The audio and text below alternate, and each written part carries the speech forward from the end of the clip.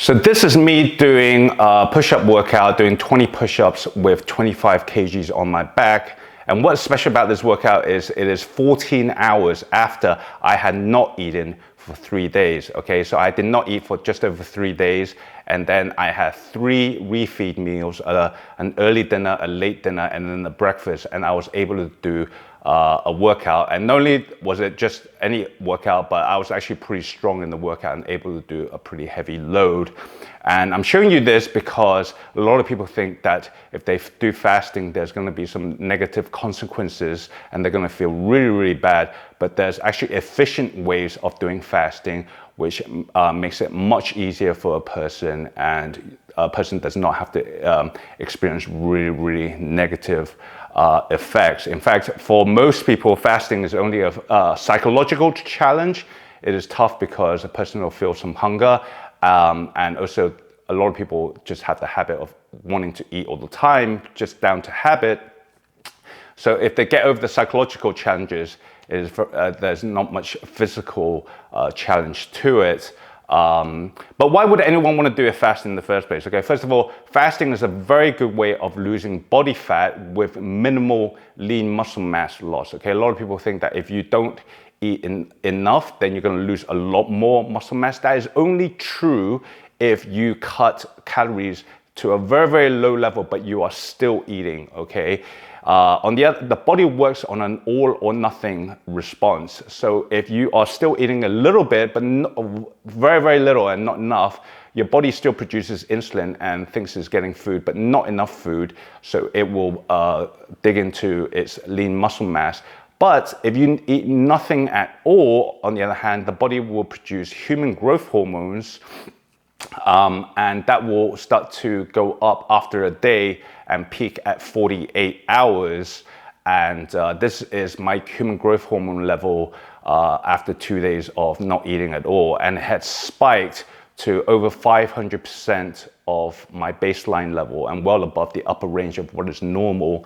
And studies have shown that basically at 48-hour mark, for most people, their human growth hormone level will go 500% above their baseline level. And having a higher human growth hormone level will not only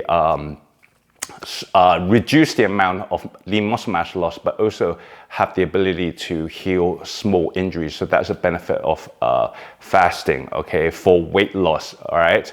And a person can experience very, very rapid weight loss over 3 or 4 days of fasting with minimal muscle loss. So that is the benefit in terms of weight loss, although a person shouldn't fast for more than 5 days for weight loss, because the human growth hormones peak at 48 hours and slowly decline again and are basically gone after 5 days. So then you will get more rapid muscle loss. So for a person who's fasting for weight loss and also for cancer prevention, they shouldn't go longer for 5 days, because they're going to get a lot more muscle loss. So it's good to stop after 3 to 5 days and then refeed for at least a week, and then do another fast again of 3 to 5 days, and repeat that cycle while they're trying to lose more weight.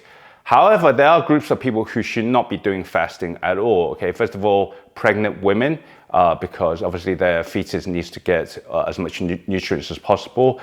People with low blood pressure, and people whose body fat percentage are already too low. Okay, so if a man's body fat percentage is at 12% or a women's at 20%, and they do more fasting, then they're just going to get more health problems than health benefits, because you need a certain amount of body fat in the body to be healthy, and going below a certain level will just mean worse sleep, slow rate of recovery from injuries or any cuts and bruises, and even the immune system will decline. And for women, their menstrual cycle will be affected. Okay, so fasting is not a one rule fits all for everyone, and it's absolutely beneficial for people who are overweight and definitely obese. But for people whose body fat levels are low, they should avoid fasting. So maybe for those people, if they go on holiday, they gain a bit of weight, then they can use fasting to lose the weight that they gain during a period such as Christmas and Thanksgiving, eating too much, right? So there are also different forms of fasting: intermittent fasting and prolonged fasting. Now, last video I talked about Professor Thomas Seyfried's work on how basically cancer cells use glucose using anaerobic respiration under glycolysis for fuel. And also cancer cells use glutamine, which is one of the 20 amino acids for their protein source, because cells need a nitrogen base. And to basically starve cancer cells, you want to basically cut out all carbohydrates from the diet and do periodic fasting for cancer prevention. Okay, if a person has a tumor already, then they will probably have to do longer periods of fasting, not just 3 to 5 days, right? They want to extend it to really reduce the size of the tumor at the expense of getting lean muscle mass loss. Okay, so it's not always the same. Okay, and for the glutamine blockers, you can Google glutamine blockers, and there are a variety of brands that are on the market.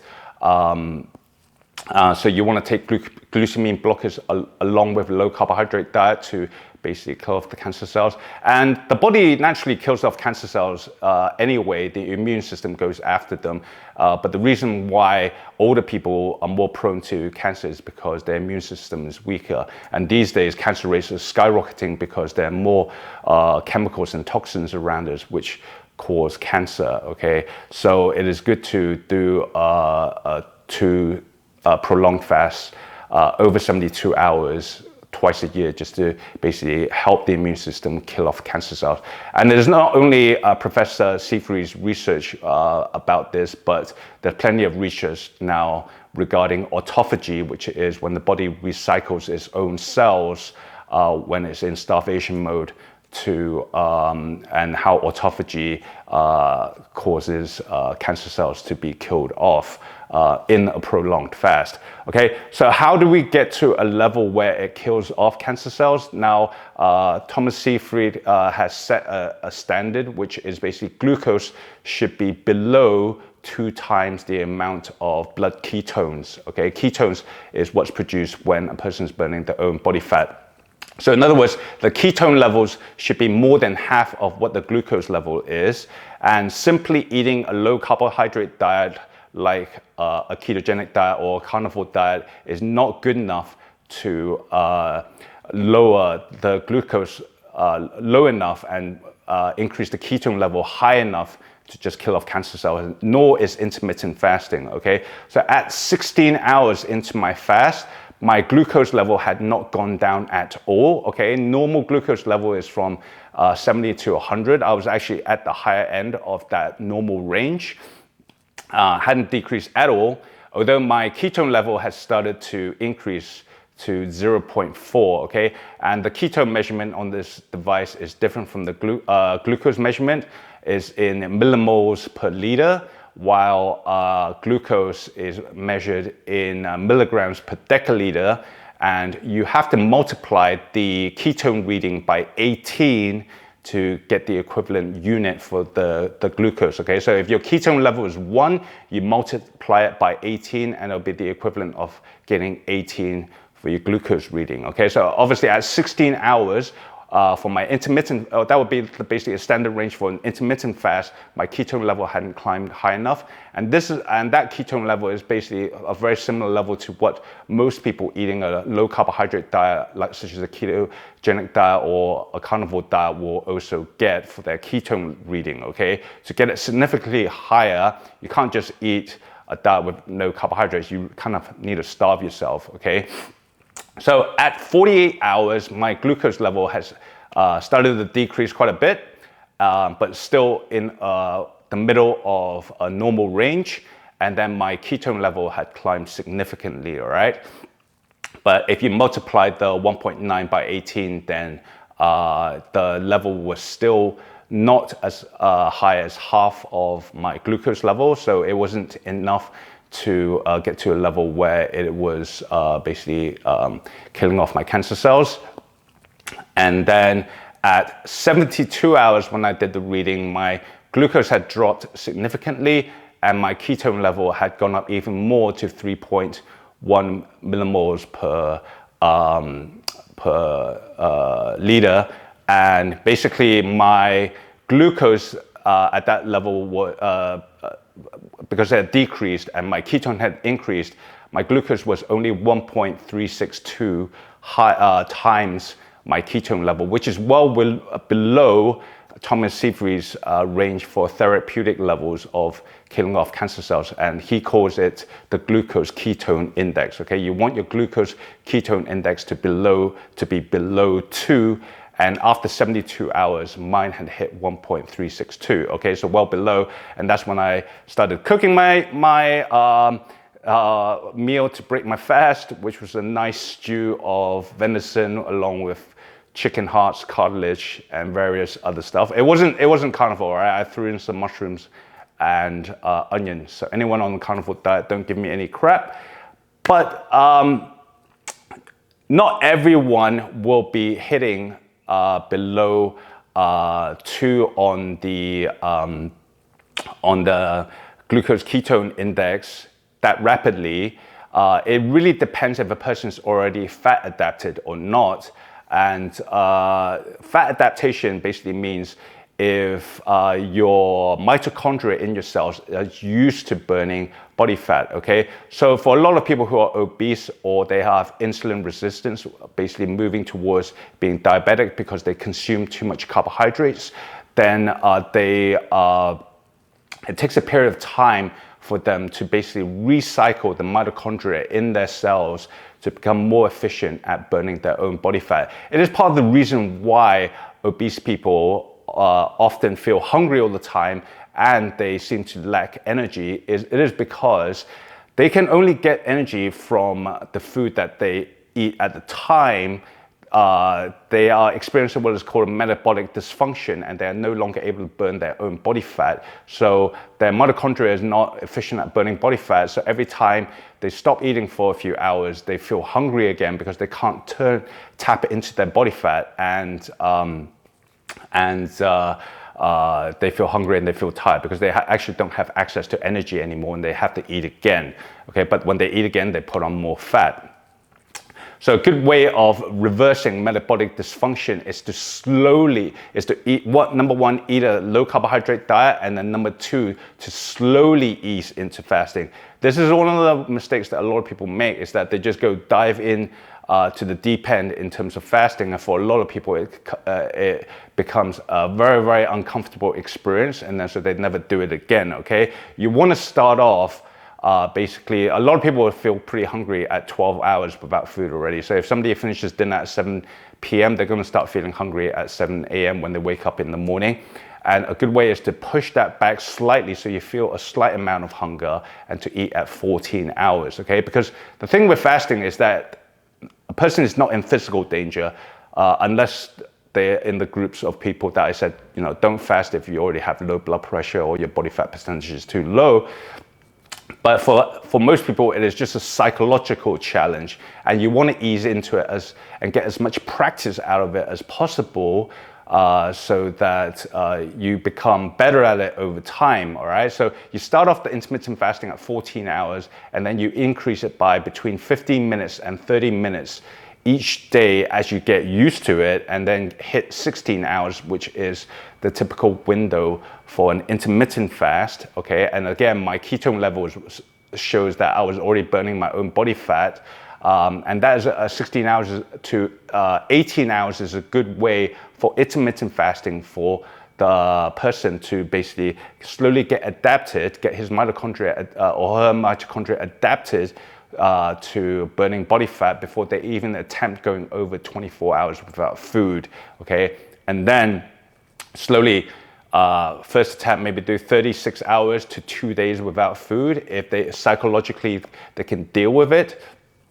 And I strongly suggest again take a lot of electrolytes, with water because a person's insulin level will be very low when they are on a fast, and insulin holds on to electrolytes, so a person can avoid feeling bad if they have electrolytes in their water. And it's very important that a person consumes 0 foods to cheat. Okay, if a person feels hungry and they cheat and they consume anything, then the fast is finished. Okay, you gotta start off at square one again. Okay, the only thing you can consume is water, green tea, and black coffee. Okay, some people say you can take MCT oil without breaking a fast, but that's debatable because although it doesn't produce an insulin response, it does give calories and it actually does break fast. Okay, so with practice, slowly a person will get to a 72 hours fast, and it depends on the person, because I know some people, some of my friends are very good at doing fasting, not so good at other things, but very good at fasting. And for me, it was a terrible experience the first time I did a 3-day fast. I felt like I was running an ultra marathon, and I was really gritting my teeth and miserable the entire time, and just struggling through to get to 72 hours just to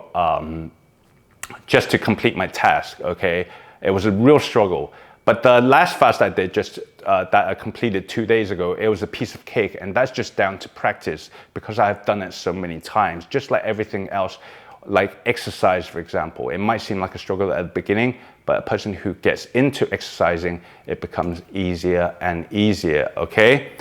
So that's everything about fasting that you should know. If anybody has any questions again about fasting for weight loss or for cancer risk prevention, shoot me a comment in the comment section. In the next video, before I film the next video, I will be doing another 3-day fast again, and that will basically complete my 10-week body fat loss challenge prior to Christmas, which is a body fat loss challenge I'm doing with my friends. So make sure to like this video and subscribe to the channel and find out what I look like after 10 weeks of basically just eating a carnivore diet and not running a caloric deficit at all from day to day, and just using fasting as a way to lose weight and just see the body composition change from that. And maybe that will inspire you to use exactly the same method to lose weight after Christmas, when everyone goes on their New Year's resolution of losing weight in 2025. All right, so make sure to subscribe to the channel and watch the next video.